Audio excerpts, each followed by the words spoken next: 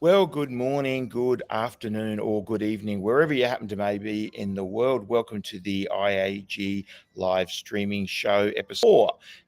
So we're starting to get into it. This, of course, the show run after me taking 6 months off, so we're still building a bit of an audience, but it was good to see over 100 people watching in the course of the week. I think it was a bit more than that, actually. So thanks for your support. And I am coming at you from Australia. I am in Crown Sydney now at the Tea House in Crown Sydney. It's not actually open yet. They've very kindly allowed me to sit here. Sorry about the little light there, but nothing I can do about it.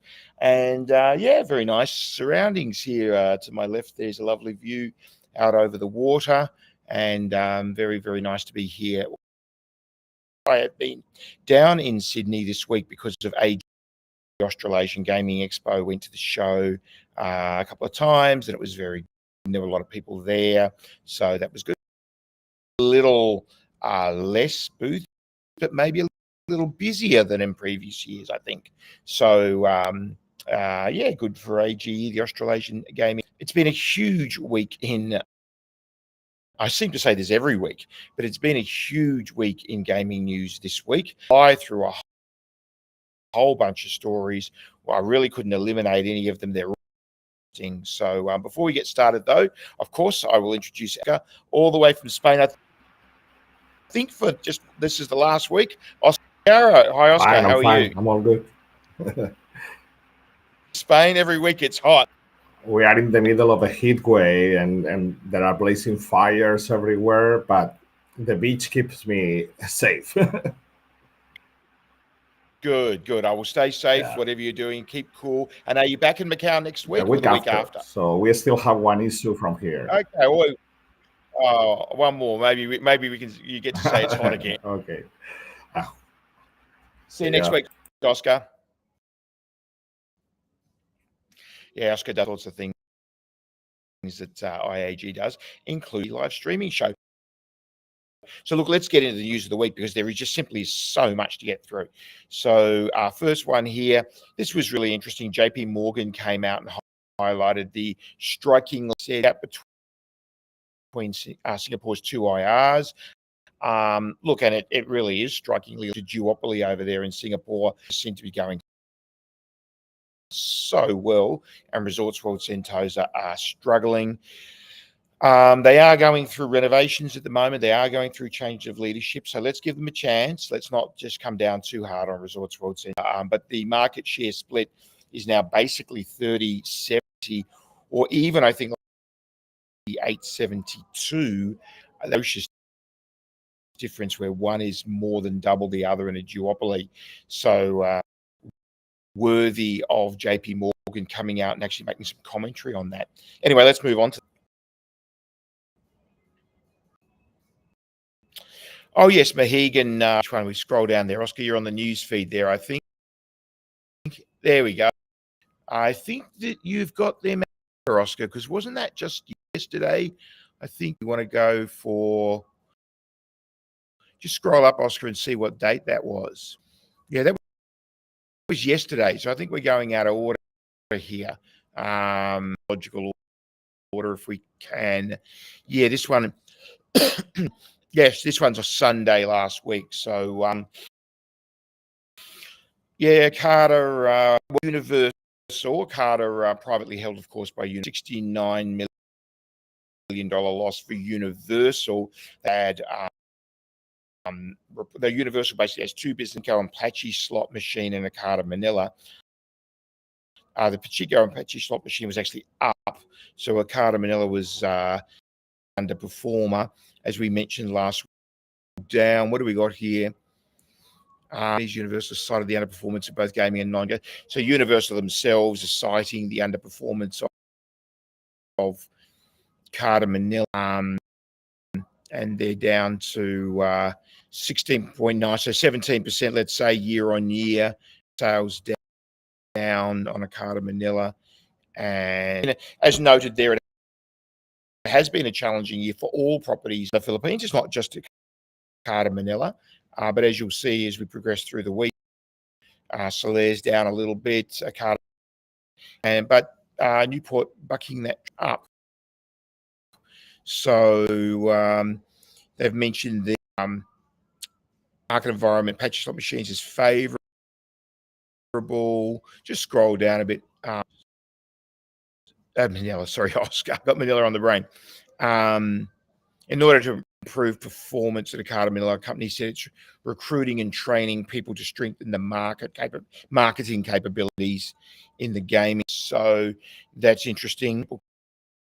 Coming, it sounds like, in marketing for Manila, and of course, new leadership as well with Byron Yip, Okada Manila. That was announced it was actually announced last week, wasn't it? Yeah, that's right. From Okada Manila, and we'll be talking about the other properties in Manila. This is a great little. I spent some time at Paradise City in Incheon earlier this year. Met with the CEO up there, Mr. Choi, great at English, educated in the US. And the thing that's so interesting about this property is it's a locals only property, of course, as all the casinos in Korea are, apart from Kangwon Land.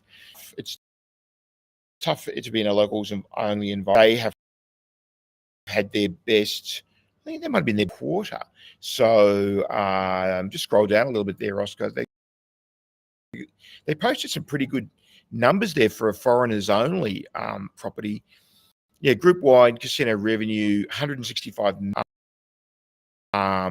That is look, that's comparable to some of the. So that's pretty interesting that they've done so well. Congratulations to them there in Incheon. All right, let's. Patrick Dumont, of course, taking over from Rob Goldstein next year. I think it's the end of February. If you scroll down from last paragraph, I think it's Oscar. We mentioned it. Ben mentions it there. Yes, end of February, 1st of March. Mr. After many decades of very creditable service, and to Mr. Adelson, of course, and Patrick Dumont coming in to take over. He's had a long apprenticeship, so he is already a very established leader of Sands and has been for some time. Roles in the Sands organisation, taking the top job from first. Part of that is the headline says, just up to the headline, Oscar. is that he is now a non-exec director, as well as his roles at Las Vegas Sands. So just a step on the way to taking over completely. Patrick Dumont taking over leadership of Sands completely 1st of March next year. All right, next. Yeah, we've been talking a lot of controversy around the online gaming that they're having there, or the e-game sector as they call it. Two in revenue last year, as noted by Padcore, some 50% of the. So it's a big controversy right now. Some parliamentarians, lawmakers, I should say, or congressmen or senators want to ban it. Others want to keep it, but it is a big revenue maker for the country. So I think, we and I have given our opinions before. The banning never works, just sends it underground as this week. So, yeah, they got an inquiry in the Senate starting Thursday, which is actually yesterday now. So underway, and there was already one outcome. Well, it wasn't necessarily an outcome from the inquiry, but one thing happened, which is all right. Next one, Oscar. What else happened this week? Let Group still making losses, not huge losses, and this is a narrow loss, so in some ways not a bad result for them. Of course, Let Group being the company which ultimately is developing the resort at Westside and entertainment. But IAG broke news on that this week, which we'll get to in a moment. Capella, I was lucky enough to have breakfast at the day I left, or the day before. I think it was on Friday last week.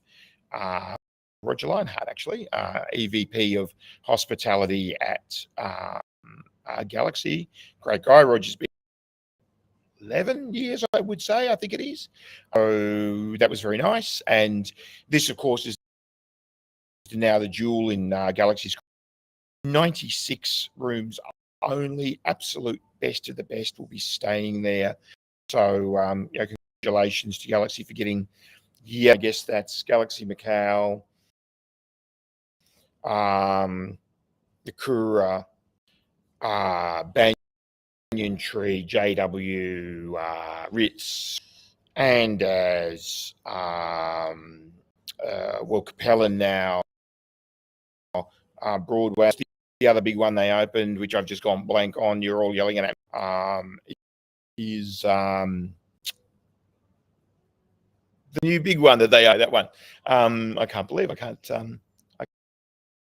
name it. I've just gone blank. Yeah. Anyway, Oscar, did you just saw a message flash up? No, it was something else. Anyway, it doesn't matter.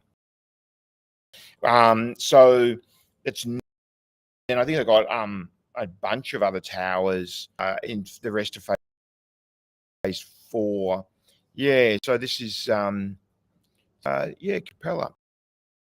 Okay, we'll move on from that. I'll go and check out Capella when I get back to Macau, and maybe do a story on that. It's such a great offering. All right, next one, Oscar. Yes, this week we announced the official nominees for the 2025 IAG Academy IR Awards, being held on the night of the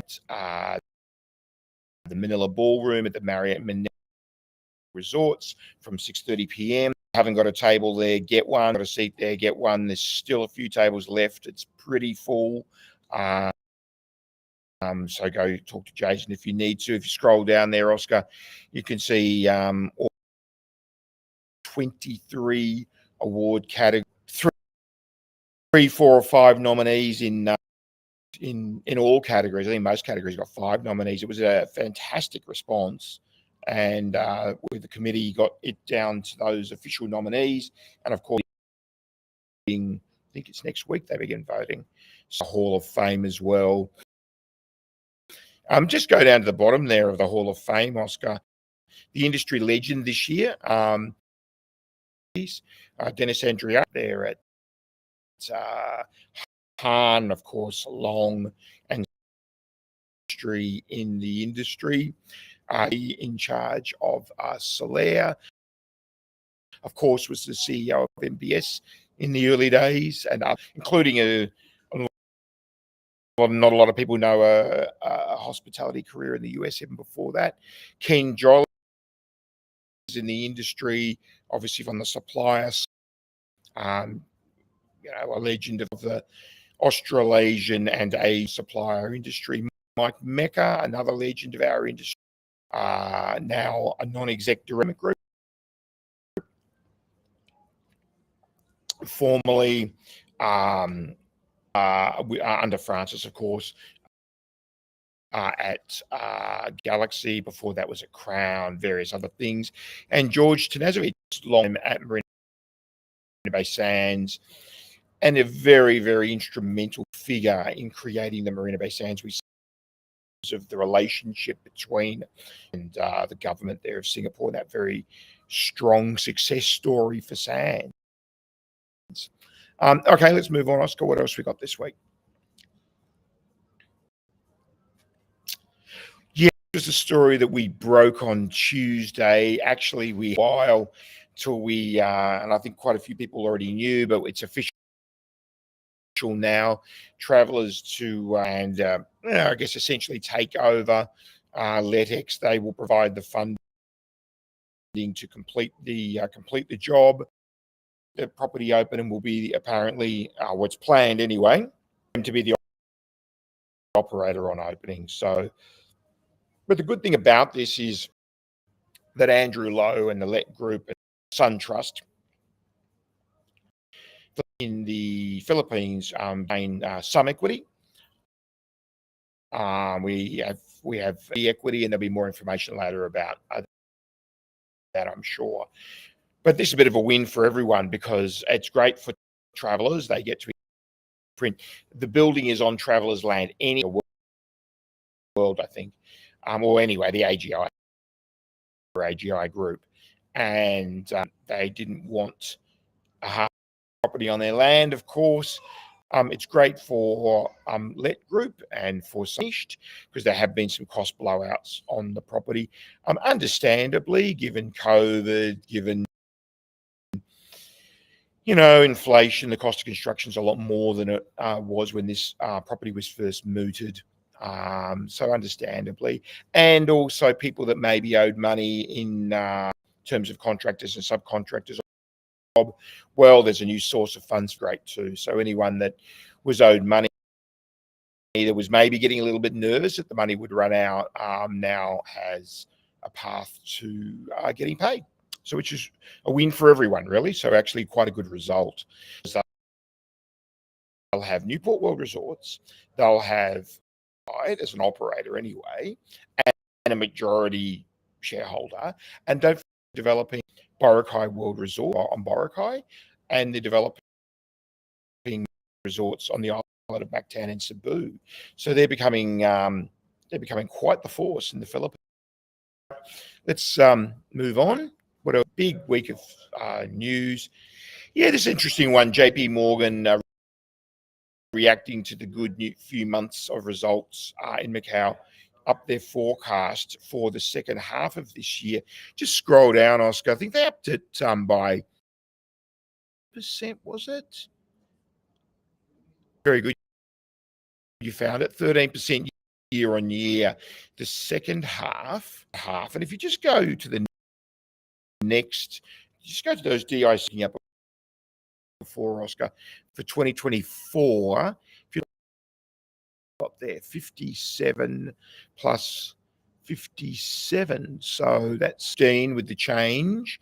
So 115 times 1.13. I'm just tapping away on my phone here. It's 130. So add the 130 to the first, and just go to the 2025. First half there is 119. Call it 120. 120, 130 is 250. So 250. So let's get that to US dollars. 250, 125, 62, and the quarter call it 31 billion. Back to the story, Oscar, 31 billion US. So they're saying that they're estimating a 31 billion US dollar year in 2025, which is great, and ramping up through the year, and no particular reason why other than just the expansion and rebound of the industry. So expect 2026 to maybe be a little better. Of course, we always have to keep an eye on China and whether China's happy with that number or not. If they feel it's overheating, they may put their hand on the tap. But other than that, we think it should go up. So maybe we're looking at, even if we just set a increase of 3% would be 32 billion. I guess 5% would be 33 billion. 10% would be 30 to the 30s run rate US dollar billions for Macau. It's daylight second, isn't it? Because even Las Vegas, nowhere near that number. Even all of Nevada is sort of around $1 billion a month, let's say, which is 12 billion for the Nevada. So that is pretty impressive numbers from Macau. So don't discount Macau. Okay, let's move on. Another big story this week. It was on, then it was off, and now it's back on again. Their 50% stake in Queen's Wharf by Star Entertainment. Their DBC, Destination Brisbane Consortium partners are Chow Tai Fook and Far East, a meeting with Far East. And this is not what Bally's said that they wanted originally. When I interviewed Sue Kim earlier in the year, he said, look, he'd prefer to keep all three to Gold Coast, Brisbane and Sydney. But in the filing at Bally's and their partner in the sort of takeover of Star, Bruce Matheson's investment holding, they're the ones that put in the 300 million. Matheson put in 100 million Australian dollars. And Star now has maybe they said 260 in the bank. That was a while ago. It's probably down to 2 or something now. So this is interesting and going at filing. It actually said that this is with the approval of and Bruce Matheson, because it would be needed because they have of course their equity holding in Star is at the moment, or some of it's in the form of debt, or maybe all of it's in the form of debt. I can't remember, because they're still waiting for regulatory approval from the NICC, the New South Wales Independent Casino Commission, before they can convert that to equity. But the stated goal is to convert it all to equity. So interesting at Star. All right, let's just yours truly appeared on Sky News in Australia this week, talking about the very thing we just talked. So if you want to go check that out, just a 5-minute on, please check that out. You can get to it through IAG News's face. Have it on. All right, let's move on, Oscar. GG second quarter results, great results for Galaxy. Revenue up 10% to excuse me, over $1.5 billion US dollars just for a quarter, with some huge footfall days due to the concerts. So I think they had days with G-Dragon, and was it Jackie Chan, I think, on the story.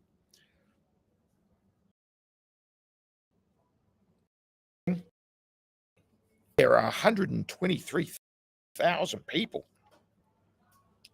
in a single day to Macau. Well, when the average visitation to Macau is about 100 a day average, so for 123,000 people to set foot in Galaxy 24-hour period, congratulations, Galaxy's back. They struggled a little bit about a year ago, but they're certainly coming back. And look at these numbers. I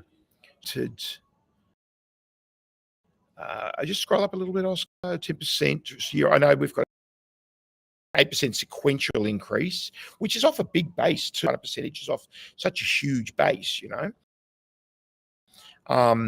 First half revenues are up 8.3% year on year. GGR, yeah. Anything else in this story? Dividend, of course, yeah. They did a final dividend of 70 cents as opposed to dividend Hong Kong cents, of course. So, yeah, interesting. All right, let's move on. Put on Galaxy. Good quarter. More good news for Australia. SkyCity Adelaide got their back. Well, they took license back or retained their license. Anyway, suitability, let's just say that for them. Also, I think, was it last week or the week before, Crown Perth was found suitable. Full suite of their 3 properties, Crown Melbourne and Crown Perth, all suitable, which was great. And it's great to talk to I've had some meetings while I've been around, had lunch with the CEO of Crown Sydney, and we'll have dinner with the CEO of Crown Melbourne and the CEO of the whole group next week in Melbourne. And won't divulge anything, but they're going well. You can feel it in the property that they're going well. It's busy here, and it's smaller than Crown Melbourne, more boutique, but more luxury. This property is absolutely beautiful. They've got the challenges that all properties in Australia have for software and service. In Australia, it's hard to get great service in Australia because the salaries are so high, and a lot of the assets are only open kind of short hours. You can't get a meal at Ice Clock. It's open till 1 a.m. though, I think. Even here in the tea house, this doesn't open till 4 p.m. And that's just a natural fund to salaries here. You're not able to open the long hours that you would be able to do so in Asia. SkyCity, they had to pay a fine to Austrac. I think it was double digits millions, wasn't it? I was going to scroll down there. Crowns was 450 million. People are kicking around the number of course, Adelaide much smaller. In 60, there you go, 67 million Australian. So ultimately, reach an agreement with Austrac. The big news for Star, of course, with Austrac, we need to know that number to know whether that business is viable or not, and how that number is going to be paid. All right, let's move on to the next one. This week, Solaire's numbers came out. Yeah, they had a bad quarter too, down a little bit. Mentioned Okada. It's bad everywhere in Entertainment City. Their second quarter had a loss as opposed to a profit. Of course, set up the Mega Funnel platform. This is one of these online. They have their normal online gaming, but they've also set up this sort of bit of an answer to Casino Plus. For those Philippines viewers, you will have more of an idea of what I'm talking. Viewers, and the expenses of setting that up apparently were in this quarter, so that could be sort of an element of one-off expenses in this quarter that could go to explain the loss to 8. So, what do they got there? 25 million US loss for the second quarter, but the good news for Solaire is that North is ramping up still and getting stronger and stronger. And Solaire North's going to be a real cash cow for them. It's going to be cash cow for them. It's going to be slot heavy. It's going to be so much VIP and premium mass. It's going to capture that sort of 3 million people in Quezon City, the west part of Metro Manila. And that's going to be a real asset for them over the years. And I think as that matures, that'll be a great cash cow. It probably cannibal Entertainment City to an extent. Could be a short-term result. So Greg Hawkins there, it's a job. He certainly can't be blamed for any of this. He's got to find his feet. He's got everything established there, and it's a time of change at Solaire, of course, after previous leadership with Tom Arras. He was there for a very long time. So it's a change in leadership, and these things happen from time to time. Market with the pogos being banned, drop in VIP, a return to mass and premium mass for cities. So let's see how they go. I think this at Solaire are not as systemic harder. I mean, as always, I have to tell it to you like fear or favor. I think the Solaire, you've got a strong new leadership issues. At Okada, the CFO, Japanese CFO of Universal coming, not somebody with a storied gaming. So, will there be issues there? Well, let's see. So also there's some cultural things there with it being a Japanese company in the Philippines. See how that plays out. But I think Solaire will bounce back from this. I think it's probably a bit of an aberration this quarter. Let's see how they go. All right, next one, Oscar. Well, here you go. You ban something, it goes underground. Here's the evidence. Study finds eSabong. So eSabong is the online cockfighting. Now, cockfighting is a thing in the Philippines. Some people may think, or do think, it's cruel and shouldn't be done and should be banned in itself. But look, it does have in the Philippines, and there is gambling on it, and it has very, very, very long time. I know Ben's a bit of an managing editor. Ben Batlashki's a bit of an not a big fan of this because it is a bit to the animals, but in the Philippines. So they banned the online betting of it for various reasons, and now it's got a platform of it. So just go down, Oscar, to the details here of this study. So this study concludes, by the way, in the context of the proposed ban on all forms of online gambling, which, by the way, would be a disaster for the Philippines. The whole thing would go underground, it would go online, it would go into the realms of the criminal, and you would have a domestic version of what happened goes over the last 7 years, let's say. It's very, very easy to get a bet on. Where's the key line here? Somewhere there's a line here somewhere saying how easy it is.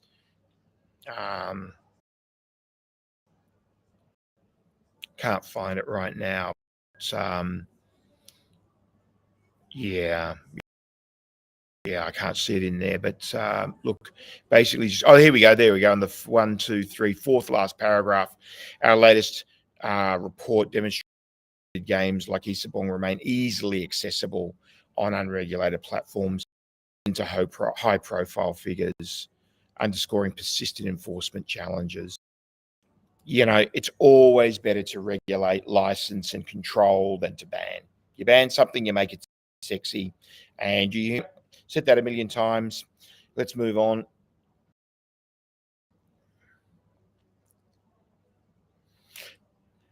In the better late than never category, but in this last week, Ben mentioned this last week, bit of noise on locals gaming in Vietnam. Wow, if this ever came to pass, it would be good for the industry.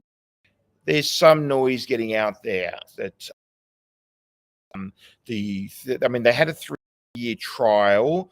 The trial required players to jump through all sorts of hoops. It didn't work. Now there's talk of just an entry fee being the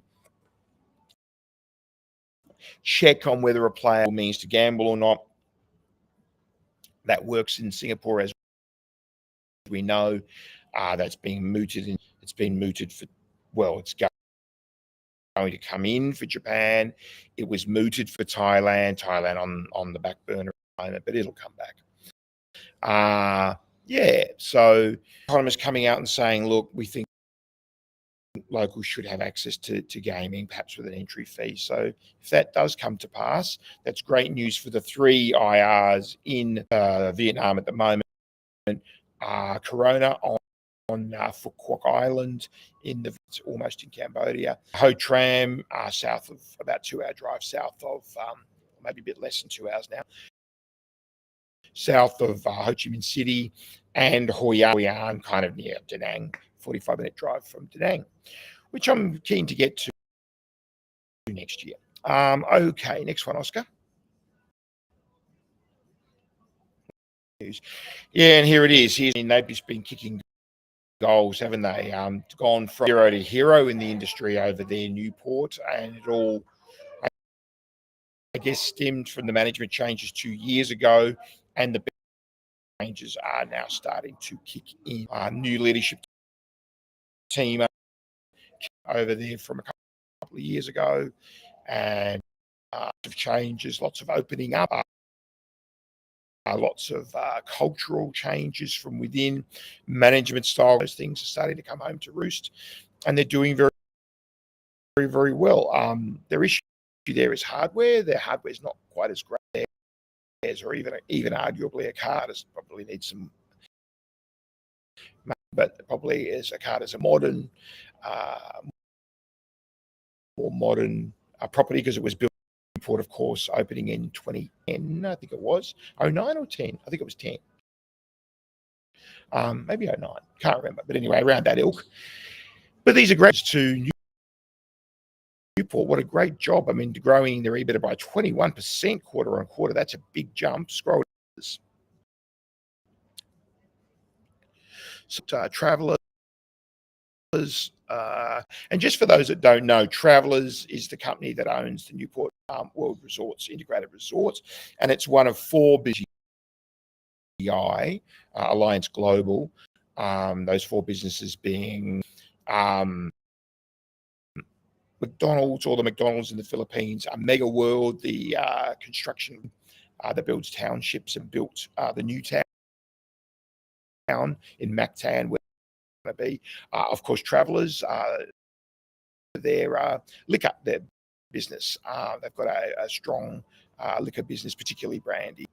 Let's have a look here. What do we got? So EBITDA up to 44 million. Nice. And for the quarter, for the year so far, 80 million. Rising. Revenue down just to 132 from 139. But costs down. So they've done a lot of work on the costs. That does not surprise me. There were probably a lot of costs under the old regime were maybe not so necessary. Yeah, good. Well done. So congratulations to Kevin Tan. Congratulations to his CEO, Nilo Rodriguez. Lance Gautreau over there running gaming. John Lucas running non-gaming. Lawrence Hawke, the CFO, and all the rest of the team there. It's not just the leadership team, it's everybody from the ground up. So congratulations to Newport. That's a really good result for them, and puts the quarter, doesn't it? And that's, of course, where we'll be holding the IAG Expo September 8 to 10. That's really done. Big week this week. Yes, so this was yesterday. I think this just came out, or this morning, in fact. Yes, this morning, Philippine Central Bank orders removal of online gambling links from e-wallets. Now, there's a little bit of confusion here. Stopping people from loading up their online gaming using these platforms. What it's directly from the online gaming platforms. What this is doing is stopping the links from the wallet, the independent e-wallet GCash in the Philippines. Just scroll down. I forget the name of the other one. I actually don't have either of them. I should go get them. So I've got a bit more knowledge on that. GCash, and what's the other one? It just slips my mind right now. Maybe it's not in story. Don't see it. But anyway, it's stopping them linking from the e-wallets back to the gaming sites. So you can't just set up my e-wallet or use my e-wallet with gaming. See a link, you go, oh, maybe I'll go play online. You can't do that anymore. But you can go to your online gaming platform and load up using the e-wallet at this stage. Inquiries in play at the moment. Who knows what they'll come up with. well, we hope not, but at one extreme, banning the online gaming altogether. And I think at the other, the whole industry has already readied itself that there will be some restrictions on perhaps loading up your account fund, or there's already been a restriction on advertising. No out-of-home advertising, so we'll have to come down. And also, other thing Padcore did was ensure that online gaming went through the advertising standards council organization is in the Philippines that checks out ads.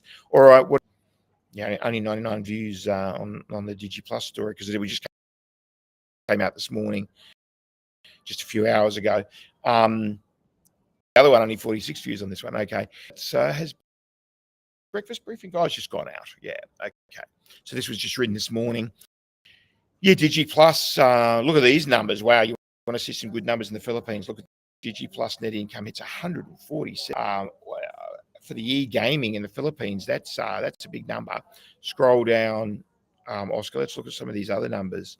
So Digiplus, of course, Eusebio Tenko, the chairman, and he made it to the Power 50 last year, somewhere Power 50, but he might be bumping up a little bit because they are really kicking goals. 147 million for the first 6 months. That's net income. That's net income. Right. Great result. 61% year-on-year increase. Look at that. Because of the huge growth of this product life cycle, you know, it tends to sort of grow and then spurt and then flatten out. They're in the spurt at the moment, going up. So that is great for them. 65%. Wow. So they are very good numbers. And Digiplus, of course, very threatened. Philippines, you know, their business would be threatened. A ban would sort of see the end. So they were a driving, if not the driving force behind this alliance of the Philippines has just been launched, which is a good initiative. That's clever of them. That's smart of them. Is that it, Oscar, or do we have another one? I think that might be it. I hope so. That was a lot of stories. Yes, that indicates that it is. So thanks for listening for so long. As we will do from now on, we did last week and we will do from this week onwards, we will straight after this into chapters. So if you're looking on YouTube, give us maybe an hour or so, or maybe not even an hour, but if you go to YouTube and look at this video on YouTube,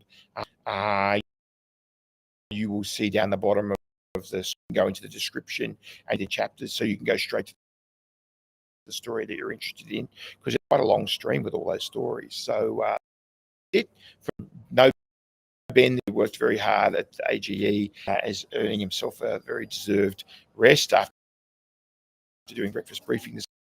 I will be playing down to Melbourne, and I'll be in Melbourne all next week. So if there's anybody in Melbourne that wants to catch up, let me know. And then back to the Philippines early the week. I think it's Monday of the week after, maybe Tuesday, AG Expo, and then I'll be in the Philippines all the way through to the Expo. So thanks for watching, and we'll see you next week on the IAG live streaming show, 10 a.m. Friday, Macau time. That's it from me. See ya.